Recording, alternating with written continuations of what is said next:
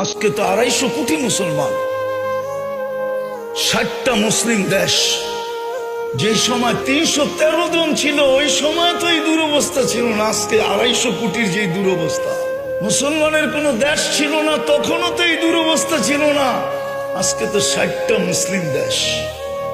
ওই সময় তো এই দুরবস্থা ছিল না, যখন পেটে ভাত ছিল না, শরীরে কাপড় ছিল না, পায়ে জুতা ছিল না, মাথা গোচার টাই ছিল না, তখনও তো এই দুরবস্থা ছিল না। আজকে তো মুসলমানের চেয়ে খায় না কেউ, বেশি খায় না। দুনিয়ার কেউ মুসলমানের চেয়ে বেশি আইটেম চিনেও না, খায়ও না। এই জন্যই তো আজকে দুরবস্থা। নাইলে আমার যুগ বিয়োগে তো মিলে না। আপনাদের মিলে কিনা জানি না।